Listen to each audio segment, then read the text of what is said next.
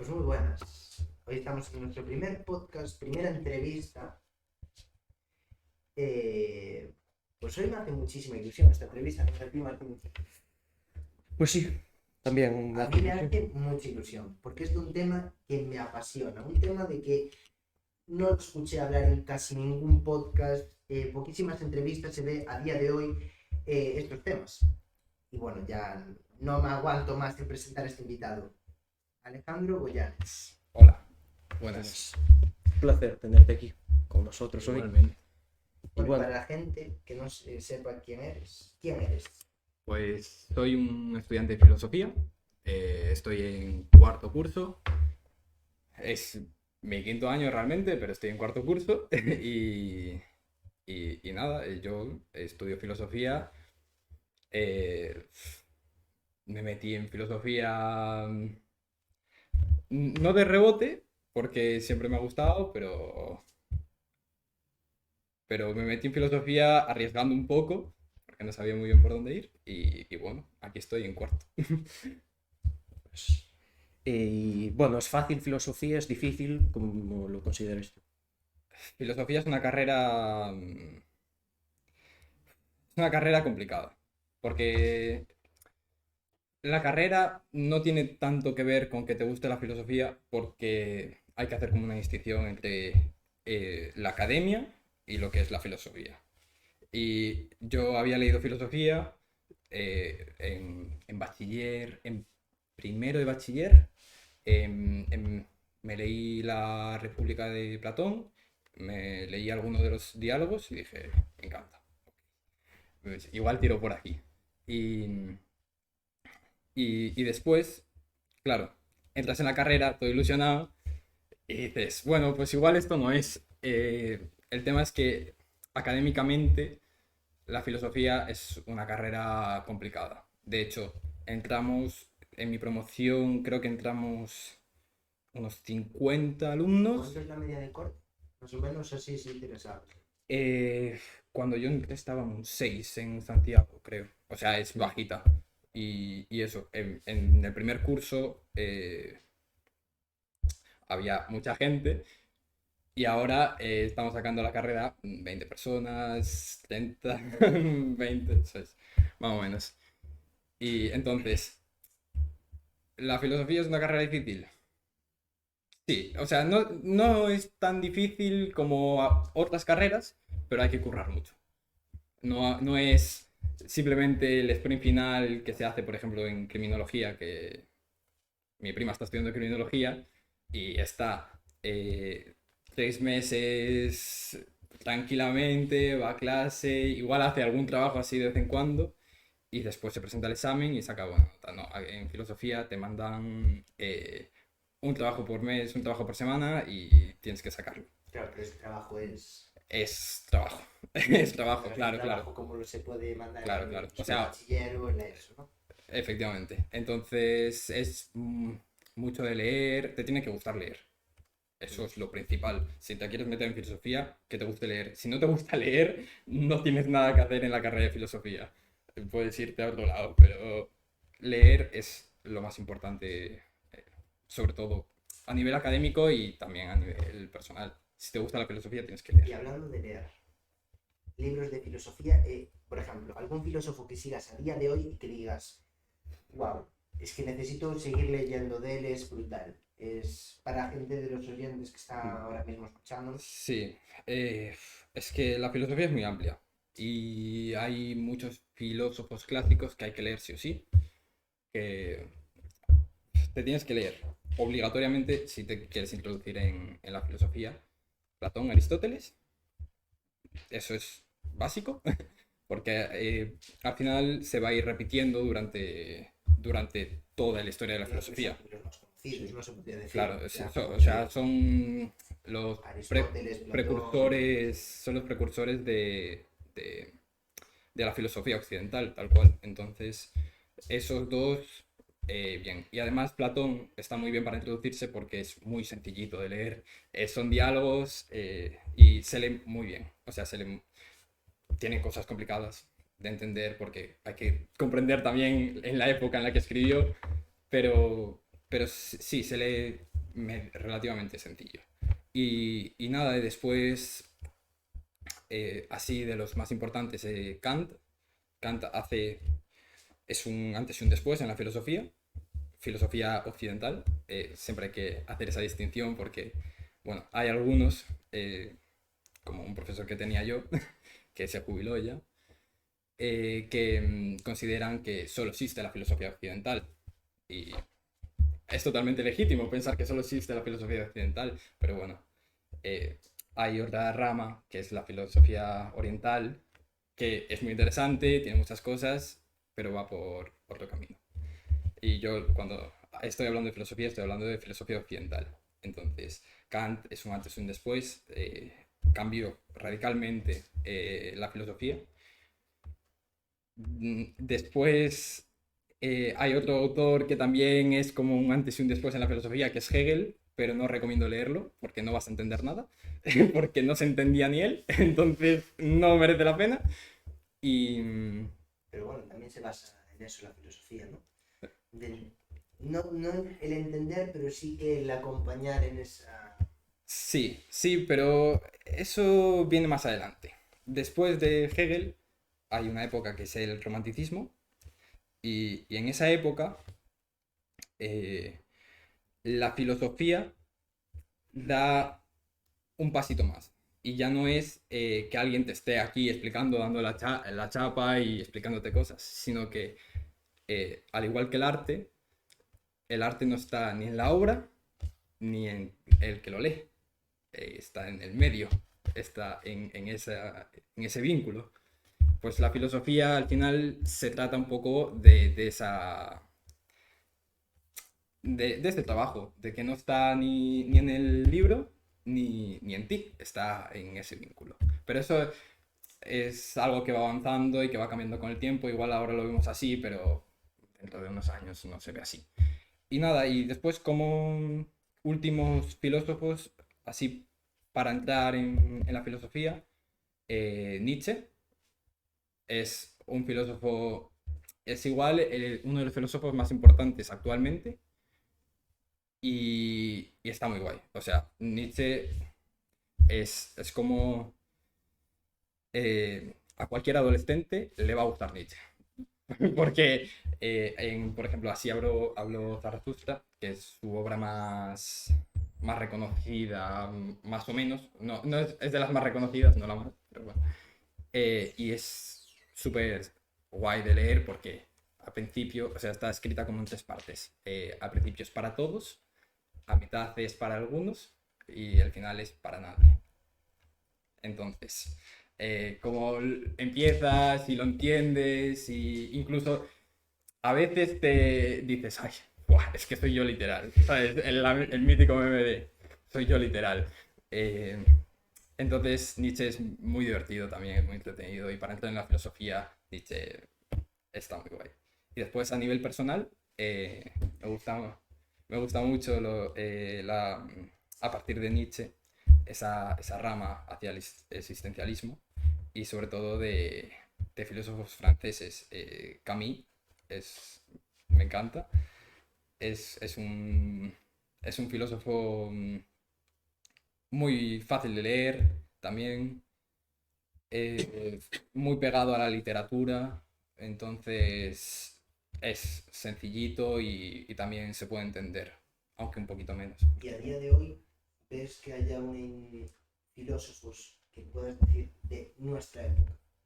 Sí, De gente de que hoy en día escribe de sí, sí, sí. filosofía y puede llegar a más público, porque todos conocemos a lo mejor, o la gran mayoría cuando escucha de filosofía, escucha de los grandes escritores Claro, de filosofía, pero casi nadie, aunque le guste la filosofía, conoce a los de hoy.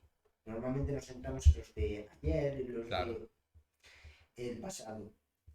Hoy, ¿qué filósofos grandes hay? Es que los filósofos de hoy también hablan de la filosofía del pasado. Porque siempre se vuelve a los clásicos, siempre volvemos a tal, pero bueno, filósofos actuales está Zizek, que es un filósofo que da mucho que hablar porque es bastante... Es una persona extraña. Empezando por ahí, es una persona extraña. Entonces es bastante extrovertido y tiene una forma muy peculiar de expresar las cosas, así muy... Es muy directo, muy atrevido, tal. Y después, por ejemplo, por el lado de Estados Unidos, porque obviamente el capitalismo tiene que estar ahí muy, muy presente, hay filósofos muy, muy importantes y muy reconocidos allí y de lengua inglesa.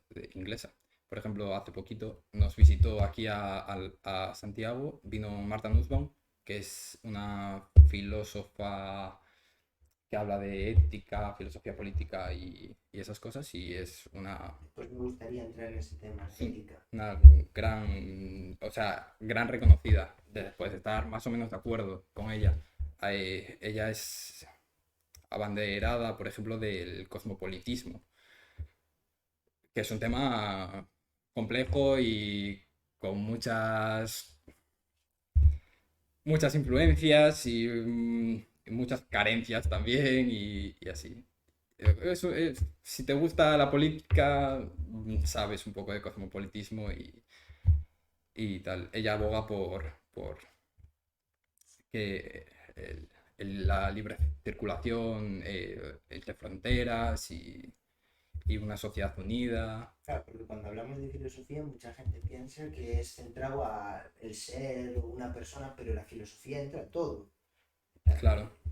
Yo creo que es más fácil decir que no entra en la filosofía que entra en la filosofía, porque se puede hablar de todo, todo tiene su parte filosófica. Sí, sí, o sea, totalmente. Es que, de hecho, es algo que cuando entras en la carrera, es a mí una de las cosas que me sorprendió, y es que la filosofía está en todo. Yo doy desde filosofía de la ciencia hasta antropología, hasta, o sea, hasta lenguaje. La filosofía al final es un campo súper amplio, súper amplio. Nunca te vas a aburrir. Y claro, después hay como dos vertientes principales que ahora ya están como un poco anticuadas, por así decirlo, pero bueno, que es filosofía contemporánea, perdón, continental y filosofía analítica. Y claro, en la filosofía analítica entran temas como filosofía del lenguaje, filosofía de la ciencia, la lógica, que la lógica son como matemáticas, así, para entendernos.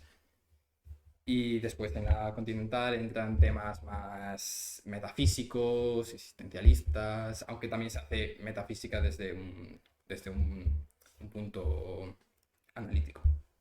De hecho, hay un meme que era la filosofía antes y era el hablando sobre el ser y cosas efímeras, tal. La metafísica ahora. P entonces Q. Eso es la metafísica ahora. Nada, y eso, en plan, es un tema amplísimo. Y convivimos constantemente con la filosofía, en las series, en los libros, en el arte, en todo, en la mínima conversación que tengas con No, sí, tus a mí colegas. esto siempre me impresionó muchísimo de la filosofía. De hecho, yo tenía un amigo que le flipaba la filosofía y siempre me dijo es que tampoco puedes decir que no hay nada que, Claro, que no hay nada que lleve la filosofía, porque la propia nada también la tiene la filosofía. efectivamente, O sea efectivamente, sí. que mejor esa pregunta no la hagas. Pero bueno, es, es curioso, ¿no? Pero la filosofía es que lo es todo. Yo creo que a todo se le Claro, puede poner... claro, al final, por ejemplo, la metafísica habla mucho de la existencia de las cosas y del ser. Y al final, si hablas de la existencia, si hablas de cualquier cosa, esta mesa existe, ya está, pregunta filosófica, ya, ya podemos parar ahí, ¿sabes? O sea, al final tú puedes entrar en cualquier ámbito y hacer filosofía en cualquier ámbito. Y no sé, yo también abogando un poco por el poder de la filosofía, también pienso que muchas carreras deberían tener una asignatura de filosofía. ¿Crees que la filosofía debería llegar a mucho más? Debería llegar a todas las facultades. Porque, por Empezando ejemplo, por ahí. cuando se metió ahora en bachiller, yo solo escuché quejas. Sí, Yo, sí, por sí. ejemplo, no pasé por Sí. bachiller, pero me encantaría tener filosofía. Nunca tuve la posibilidad de tener filosofía y me encantaría. Y yo nunca escuché a alguien que dijera, jolín, qué guay, por fin una asignatura que me mola, por fin me pusieron filosofía. Nunca. Siempre fue crítica, crítica, crítica a la filosofía. ¿Por qué crees que ahí está? Claro. Es que la filosofía se enseña mal, como, como el inglés. Entonces, es que, claro, la gente no sabe qué es la filosofía. No, no le culpo. Yo tampoco sé qué es la filosofía.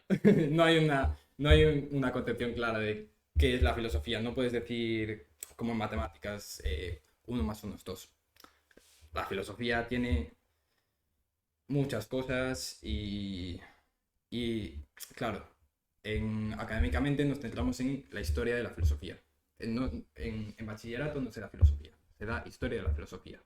Y la historia de la filosofía es una parte de la filosofía, pero no es toda. Yo en bachillerato no haces filosofía. De hecho, a lo largo de tu vida vas a hacer filosofía en el bar, ¿sabes? En las conversaciones, Una conversación tú la tomarías como que es Sí, puramente filosófico. Puramente.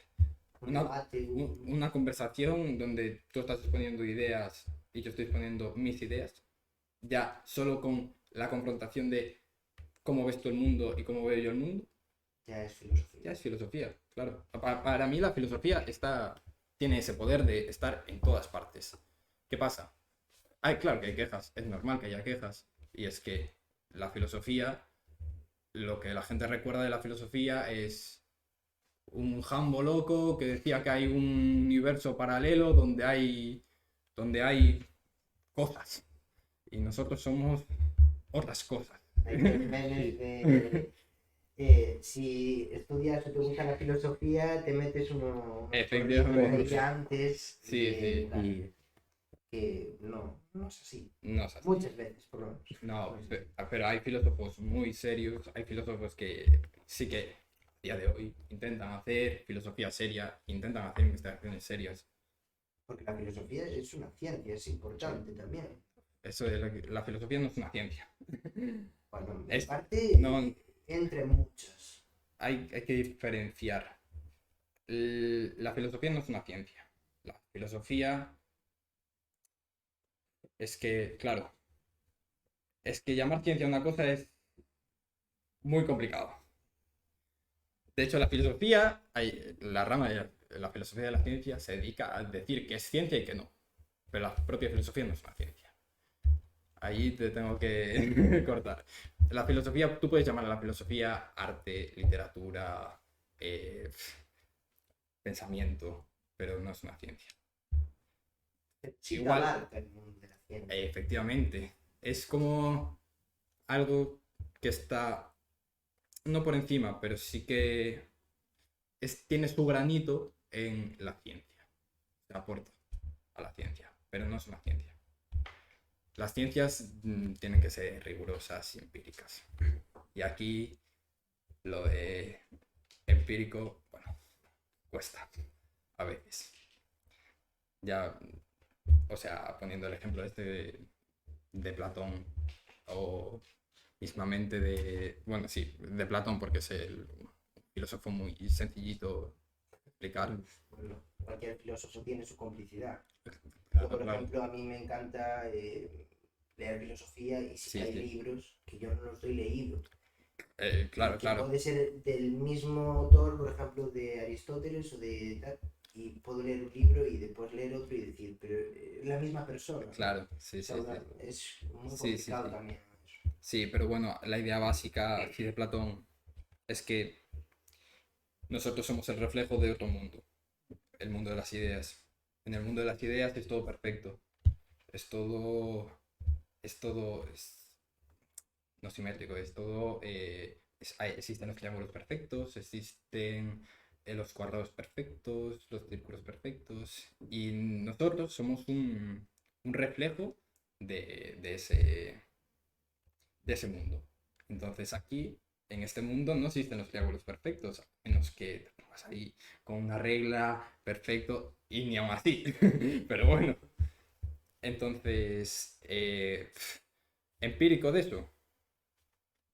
¿Existen los triángulos perfectos?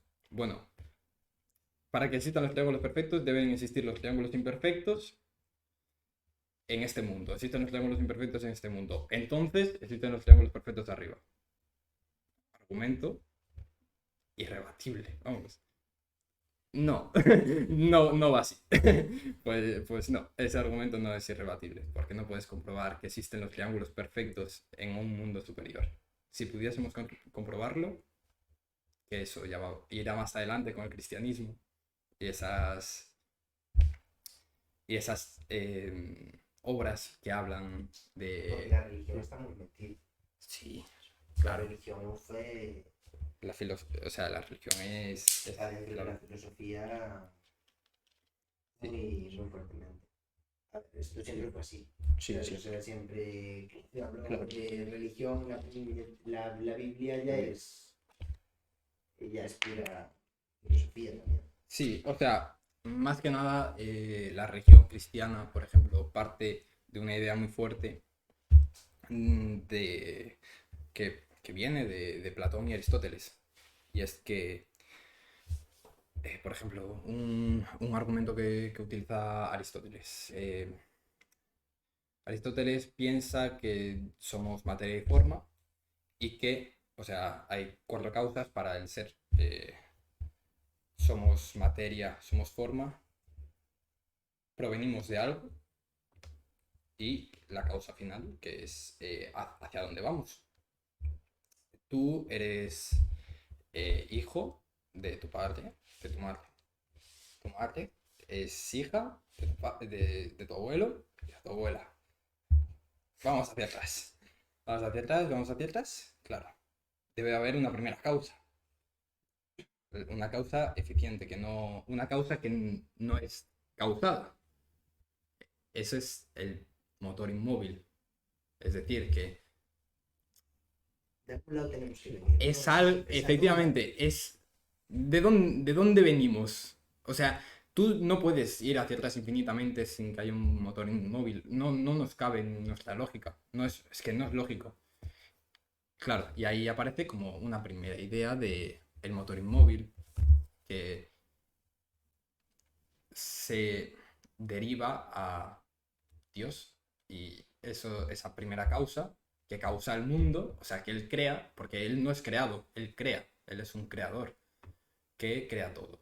Que aquí tenemos como un precedente más o menos alejado, pero un precedente del cristianismo. Después de Platón se puede coger la teoría de las ideas, de ese mundo suprasensible, perfecto, que sería el cielo, y nosotros que somos imperfectos, que nos desgastamos, morimos. Entonces ahí el cristianismo tiene como su segunda fuerte, o sea, su segunda idea fuerte. Entonces la filosofía siempre ha estado muy, muy, muy ligada. Y después la filosofía medieval, desde San Agustín hasta el Descartes, Kant y todos estos Spinoza, eran creyentes. Y en eso, en esa época antes de Kant y antes de Descartes incluso, se hicieron muchísimas investigaciones metafísicas, muchísimas. Porque claro, Dios existe. ¿De qué vas a hablar? De Dios y de la existencia. Y de que debe existir una primera causa. ¿Y cómo llegamos a esa causa? ¿Cómo podemos llegar a Dios? Claro que sea. Efectivamente. Claro que existe. Sí, Pero eso siempre hubo esa duda. La gente atea con la Claro, gente que claro. es cristiana o en cualquier religión. Yo Sí. creo que siempre, yo por ejemplo soy cristiano, yo creo, pero yo tampoco tengo manera de, tú por ejemplo que puedes ser ateo, que, ostras, yo como te demuestro a ti de que Dios existe. Pues yo tengo esa creencia y yo lo puedo afirmar a mi manera. Claro. Pero bueno, también la religión, según estudios que se hicieron y tal, también ayuda mucho a las personas. Porque, por ejemplo, Efectivamente. rezar y todo eso es como meditar. Sí. Entonces te relaja mucho el creer que por algo va a suceder y va a estar bien. Eso también ayuda. Y el ser humano, si, aunque no existiera Dios, iba a crear una religión, iba a crear un... Necesito que pase esto, necesito rezar o necesito dar porque así me aseguro o estoy más tranquilo porque, vale, lo tengo a mi lado, lo tengo acompañándome, Sí. entonces va a salir bien. Necesitamos ese sentimiento de, vale, lo voy a conseguir. Sí, sí, sí. Unos lo reciben de una manera, otros de otra, porque al final la gente que dice que es atea será atea, pero cree en lo suyo. Efectivamente. Yo siempre he defendido eso, de que necesitamos una creencia. O sea, no lo he defendido, lo he comprendido. ¿Qué pasa? Que llega Nietzsche y te dice, Dios ha muerto. Y nosotros lo hemos matado. Ese Dios que gobernaba todo y que era la causa, era algo a lo que aferrarse, no existe, no está. Estamos vacíos, o sea, es vacío, estamos solos en el mundo. Y claro, y ahí ya aparecen diferentes versiones a partir de ese momento. Cuando Dios muere, aparece un inmenso campo de posibilidades, claro. Por ejemplo, Nietzsche lo que invita es a construir el superhombre o suprahombre. Eh, Sí, sí, Claro, porque ahora, no Sí, dimos ahora. contexto, un segundito, vamos a parar un segundito el podcast. No dimos contexto porque todo esto es gracias al colegio. a un instituto Sí. de aquí de Santiago que pues, está, pues, entre comillas, subvencionado por ellos, el IES San Clemente. También hay que darle tal. Entonces, Crédito. cada vez que suene el timbre en el podcast, haremos este pequeño cortecito. Y, perdona por la interrupción. nada, nada. Nada. Bueno, eso, que a partir de la muerte de Dios, es que viene de toda esa filosofía cristiana y arraigada a la idea de que existe un Dios, aparece un mar de posibilidades. Y eso, y Nietzsche aboga por crear el superhombre y el superhombre. El superhombre, así explicado no muy técnicamente, no es Superman. Es, es un ser que se hace a sí mismo y y que durante su proceso de creación debe crear ideas de cómo son las cosas. Porque claro, en este momento nos encontramos de que Dios ha muerto. Estamos en el vacío absoluto. Entonces, ¿qué hacemos? Pues el superhombre debe tener esa capacidad de decir, ok, me encuentro en un vacío, me encuentro solo. Pues voy a crear mi propio mundo. Voy a ser capaz de dar explicación a todo esto, pero sabiendo que no hay nada, que esa explicación es mía. Entonces, en parte, ¿crees que necesitamos esa razón de ser? Efectivamente, ¿Tú crees que una sociedad como la que tenemos hoy en día seríamos algo sin esa razón de ser, esa manera de creer en algo? ¿O seríamos unos pollos sin cabeza? no. Es que aquí hay un término, el nihilismo, que es efectivamente la muerte de Dios, la nada. Vale. El tema es que hay gente que defiende el nihilismo. Muy bien. Pero es que ni Nietzsche, que es como la cabeza del nihilismo, no está defendiendo el nihilismo. O sea, él comprende el nihilismo y asume el nihilismo. Pero él asume crear dentro del nihilismo. Y que esa creación, que es ficticia, a su vez, y que el superhombre comprende que es ficticia, elabore su propio pensamiento y su propia concepción del mundo. Y lo mismo pasa con los existencialistas, que parten del nihilismo. Pero, por ejemplo, Sartre, que es un existencialista, está creando. Lo más importante para Sartre es la propia existencia. No hay nada, vale, pero hay una existencia que está creando el mismo. En el absurdismo, igual, el mundo es absurdo. Camus te dice, el mundo es absurdo porque no hay nada. Y es que esta silla esté ahí colocada es absurdo. O sea, no tiene sentido. Y Camus te dice, ¿y, ¿y qué? No pasa nada. Es absurdo. Que tú vayas al trabajo es absurdo. Que vayas todos los días. Que sufras al levantarte y vayas. Claro, pero Es también absurdo. quedarte en casa. Entonces tampoco hay un... Porque la asistencia es absurda para Camus. Entonces dice, vale. Y pues vive. Haz lo que quieras. Estás dando esta es mi opinión, ¿eh? No, esto no es... En estas filosofías está dando una creencia, está dando una manera de vivir. Te dice, no hay nada. Ok, partimos de esa base, no hay nada. Eso lo afirman todos, pero cada uno tiene su propia creencia y tiene su propia forma de vivir. Y, y ¿conoces el mito de Sísifo? Sí. El, a ver, no sé explicarlo, pero es como un gigante con una piedra, ¿no? Sí, Que bueno, él tiene que subir como una montaña, pero después le vuelve a caer o algo así. efectivamente. Sísifo fue castigado por los dioses, eh, que tenía que empujar una roca por una montaña. ¿Qué pasa? Que cuando llegaba la roca al final de la montaña, se volvía a caer. Y Sísifo tenía que recoger la roca y volverla a subir. Todo el rato, todo el rato. Ese era el castigo de Sísifo. Y Camus dice, pero Sísifo no es un tío triste. Sísifo es feliz, empujando esa roca. Eso que es ridículo de empujar esa roca, es su forma de vivir. Él es feliz así. Igual que una persona es feliz yendo a trabajar todos los días, aunque sufra.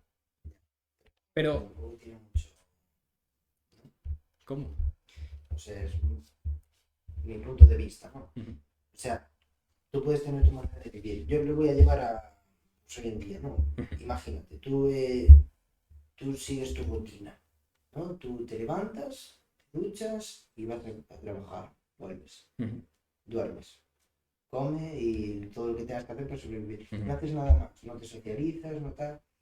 Al final tampoco es vida, ¿no? O sea, tú sí repites y tal. Entonces, también estamos contando dos polos opuestos. Uno que dice que puedes hacer lo que tú quieras, Ujú. total, ¿qué más da? Esa mesa está ahí, pero ¿qué importa?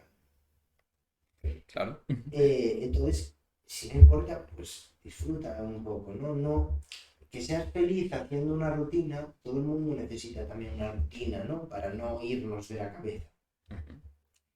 Eh, pero también a veces hay que salir. No es esa pauta. Claro, pero salir o no es relevante. Tú puedes socializar en el trabajo.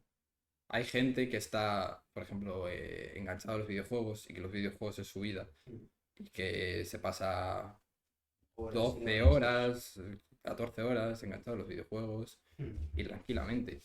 Y a veces se olvidan hasta de mear. ¿Sabes? Y, y yo pienso que esa forma de vida es, igual suena un poco fuerte, pero esa forma de vida es totalmente respetable. Y que no hacer nada con tu vida también es un derecho. Sin duda. Y ir a trabajar y levantarte a trabajar también es un derecho.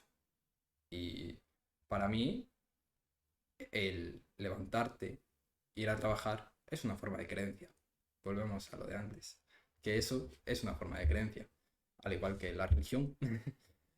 o, No, sin duda, en o eso estamos. Yo creo cualquier que cosa. tu podcast ha dejado muy claro de que necesitamos creer en algo. Sí. Eso sin duda.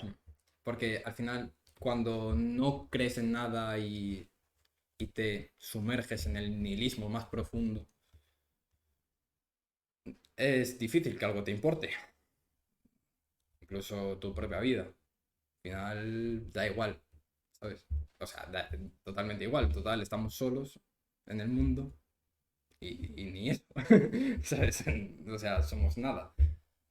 No sé, yo creo que estos filósofos que salen del nihilismo son realmente unos vitalistas.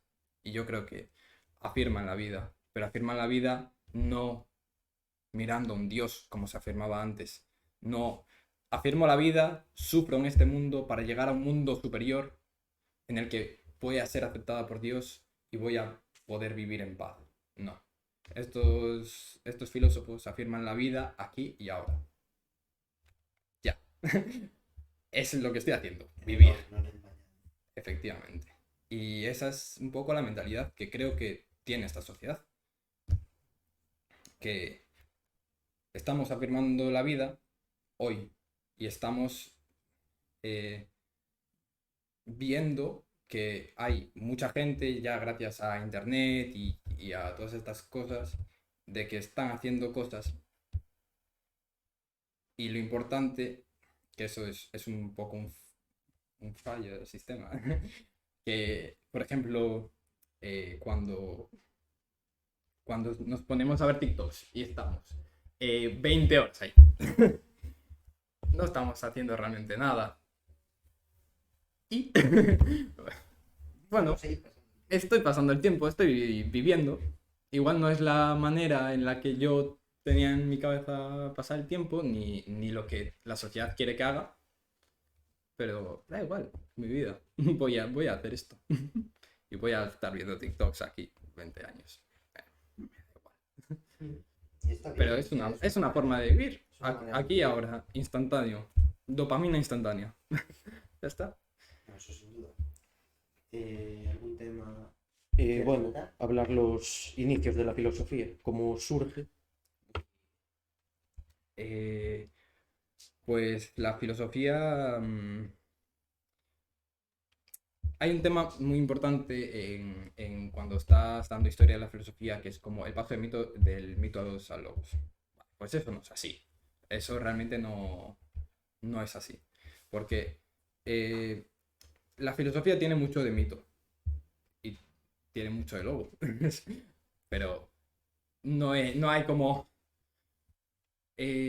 creemos en los monstruos de tres cabezas y en los superhéroes y de repente todo es lógica, todo es perfectamente razonable, todo es razón, no. De hecho, los presocráticos son los que buscaban el arjé. El arjé es el principio fundamental de todo. Por ejemplo, Heráclito pensaba... Heráclito, lo siento, estoy un poco verde en los... Es que hace mucho tiempo que no hablo de presocráticos. Bueno, algunos decían que el principio de todo era el fuego, de que todo estaba creado por fuego. Otros por átomos, como Demócrito. Átomos que era unas cosas... No son los átomos de ahora, son... de hecho, se cogió la terminología de ahí, porque átomo significa el elemento más pequeño irreducible, o sea, el elemento último. Entonces, que todo estaba formado por átomos, que somos átomos, o decían que todo es aire, o todo es... eh, o todo es agua, Sí, y muchas veces claro, escucho lo del cuerpo. 99%. claro, claro. Entonces, bueno, ellos son los presocráticos y son un poco los que introducen esa lógica, esa razón. Eso no significa que no hubiese razón antes de los presocráticos. Ya había obras, antes de los presocráticos había obras escritas y, y había mitos propiamente dichos. Y los mitos al final son una parte esencial del pensamiento, porque la filosofía realmente lo que hace es decir, esto es el pensamiento de esta época. te lo voy a escribir, te lo voy a decir, o sea, por vía oral, lo que sea. Pero lo que está diciendo la filosofía es, esto es el pensamiento de esta época. Haz con ella lo que tú quieras. Claro. Entonces, al haber obras y al haber mitos y al haber otras formas de expresión artística, ya hay un pensamiento. Entonces ya existe ese logos. ¿Qué pasa? Que a través de los presocráticos, Sócrates, sobre todo, que es como el cabeza de la filosofía, se establece un antes y un después. Porque ahora la filosofía tiene nombres, tiene caras. La razón gana fuerza en tanto al logos, porque ya dicen, esto de los dioses está muy bien, pero vamos a centrarnos un poco más en el ser humano. Entonces, a partir de eso, del ser humano, se genera una rama que es propiamente la filosofía. Y ya hablamos de Platón, hablamos de Aristóteles, la sucesión va así, va a Sócrates, los presocráticos, imagínate lo importante que fue Sócrates, que el resto, los que vinieron antes, son presocráticos, que bueno, no vinieron antes porque hay algún presocrático que se cola, o sea, que vive con Sócrates, entonces, bueno, están todos por ahí, por esa época. Y nada, Sócrates, Platón, que se dedica a esparcir la palabra de Sócrates,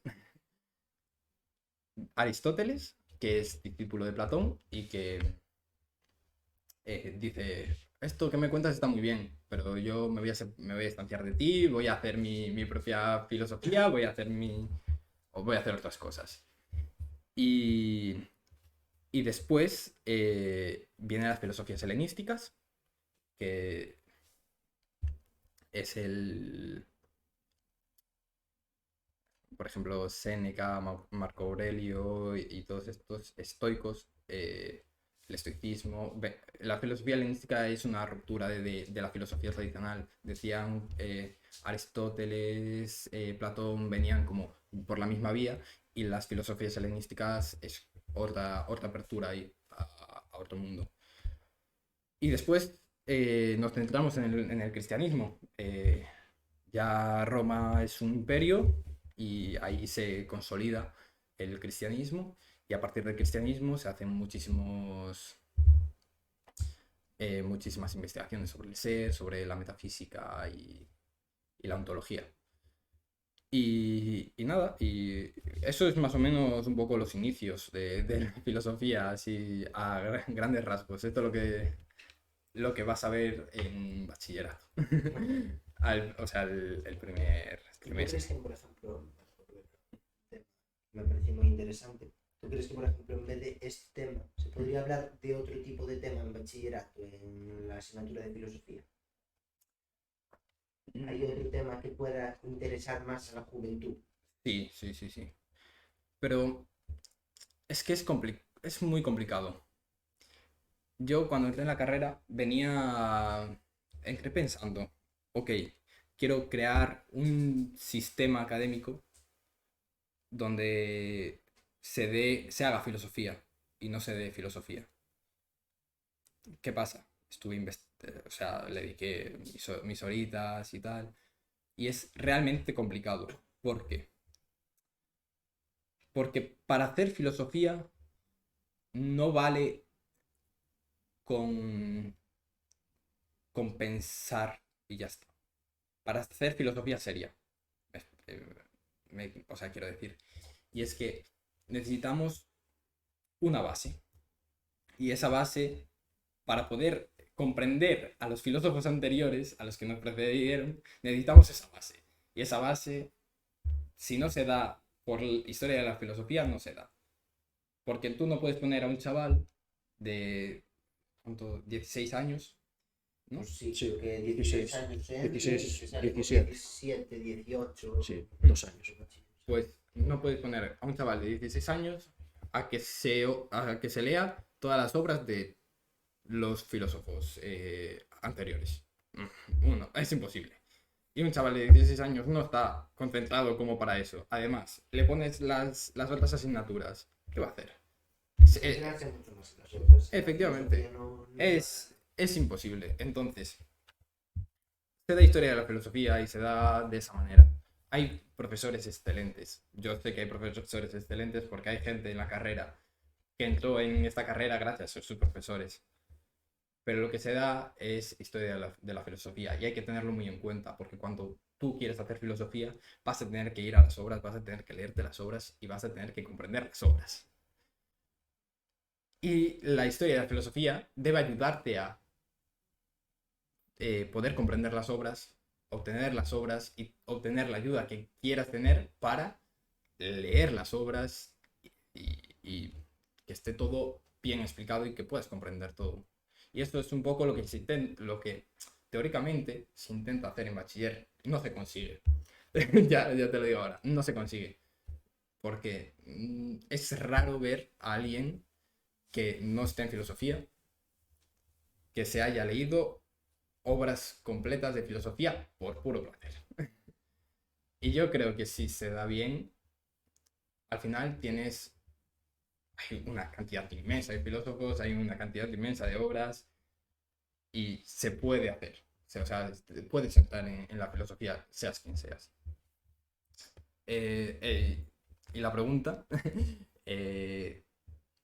es complicado que se dé otra cosa en bachillerato. ¿Se puede hacer? Sí. ¿Se va a hacer? No, en absoluto. Entonces, bueno, tenemos que conformarnos con la historia de la filosofía e intentar sacar el máximo provecho. Que no sea tan, como dices tú, de estudiate este texto. Efectivamente. Que sea más elijo un filósofo y vamos a investigar sobre este filósofo claro, y claro. que sea un poco más... Sí, y que los comentarios de texto, por ejemplo, no sean repetir, que no sean preguntas de ¿qué dijo Aristóteles? Da igual que dijo Aristóteles, la verdad. O sea, no me da igual, entiéndeme.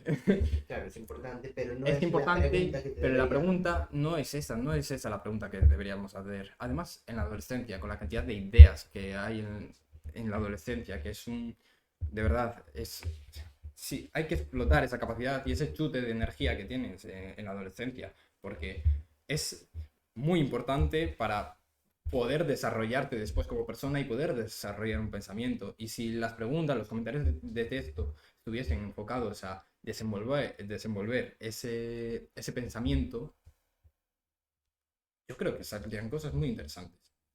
Algunas más, otras menos, más afines a la historia de la filosofía y a pensamientos anteriores.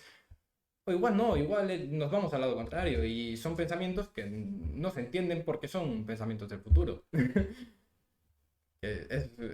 Pasó con muchísimos filósofos que escribieron y durante toda su vida fueron ignorados y de repente llega un día y explotan.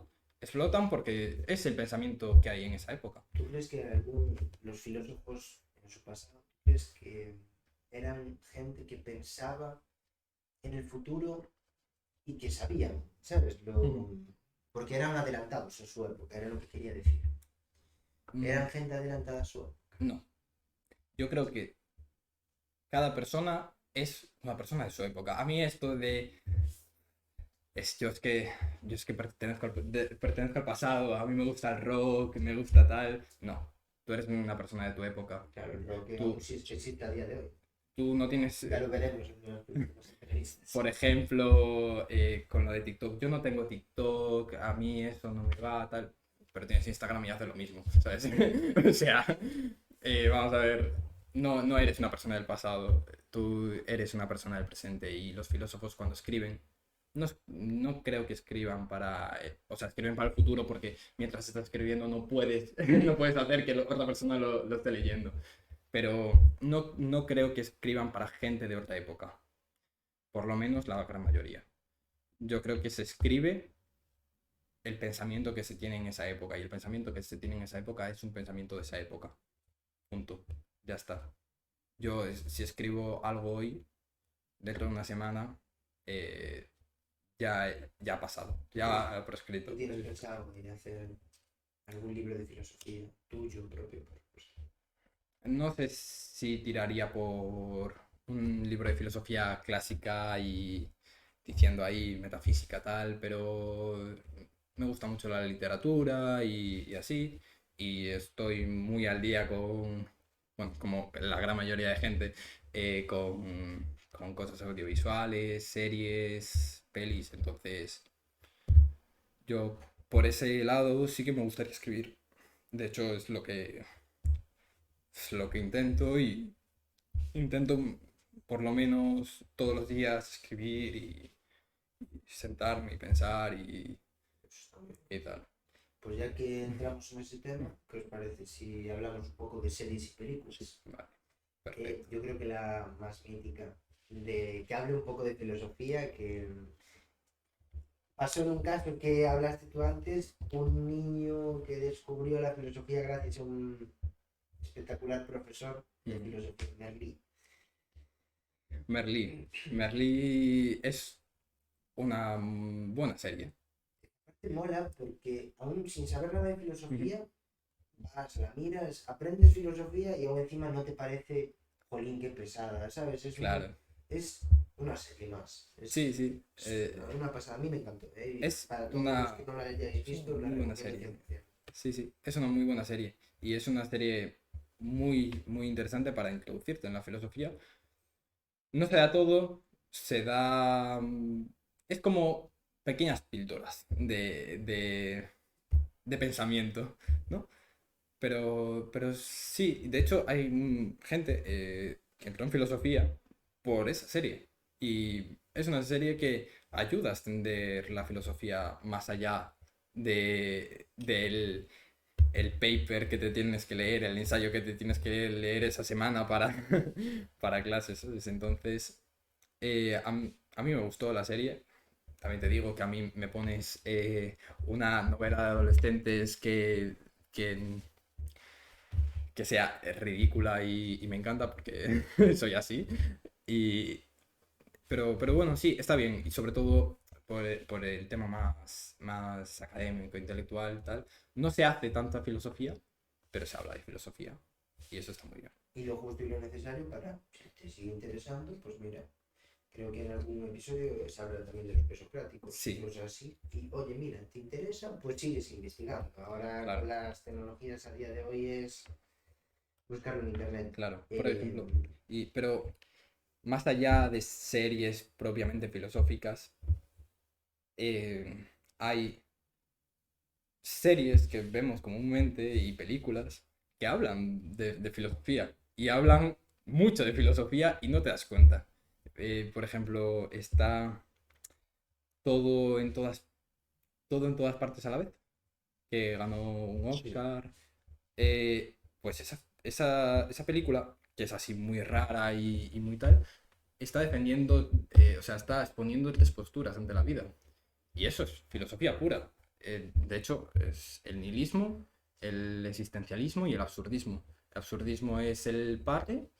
eh, no sé si la viste. Me suena, pero no la vi. Pero sí Ah, que me vale. suena de que ganara premios y eso. Sí, sí. Bueno, pues esa serie, o sea, esa película, y explica, y no lo explica poniéndote las palabritas y los términos delante, sino que los propios personajes son una representación del absurdismo, del existencialismo y del nihilismo.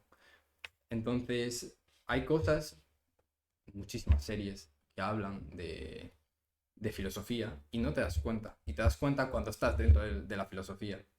Y eso en parte mola, pero hay que darle visibilidad a lo que estás haciendo. Cuando estamos grabando un podcast, da igual el podcast que sea, vais a hacer filosofía.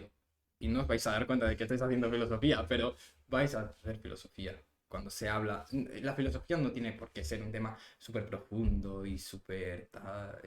No, la filosofía está a pie de calle y está en todos lados. Entonces, cuando haces algo artístico, también va a haber filosofía ahí. en la serie que habías dicho tú antes, Midnight Gospel. Midnight Gospel, está sacado un podcast y se hace filosofía. Y no se tiene tan en cuenta de que se haga filosofía porque es una serie, pero es filosofía. Y, por ejemplo, en El Menú, ¿la visteis? Película Sí, me suena también, sí. de Anya... Anya Taylor-Joy. Ah, sí, Sí. pues, bueno, no hablamos de eso si queréis porque os voy a hacer spoiler del final, pero es una película muy filosófica, muchísimo. Y cuando haces filosofía te das cuenta al instante.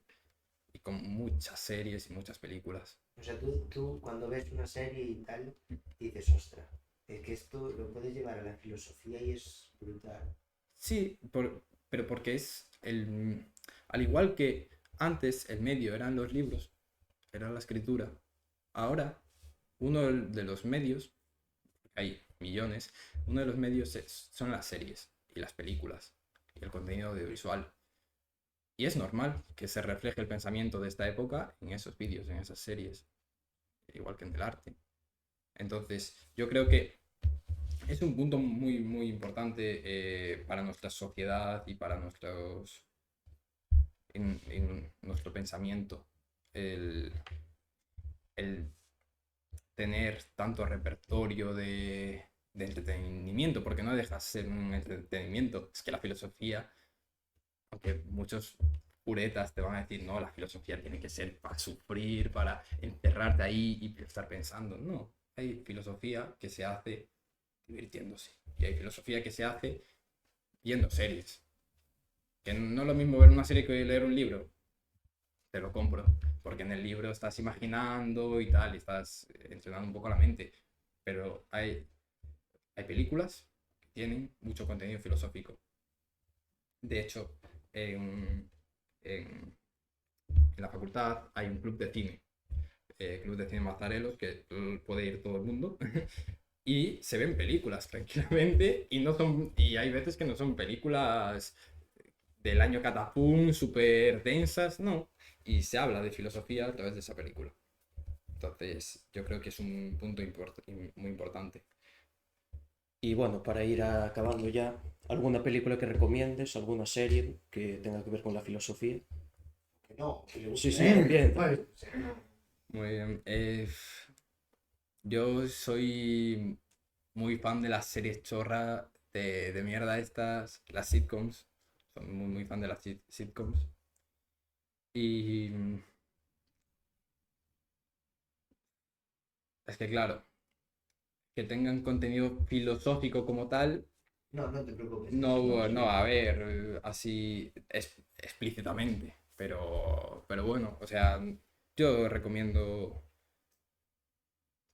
mucho, por ejemplo, The Voice, Muy que buena. Me gustó mucho. The Voice es una, una serie totalmente macabra, por así decirlo, pero refleja muy bien las sociedades actuales y realmente puedes aplicar, puedes hacer no,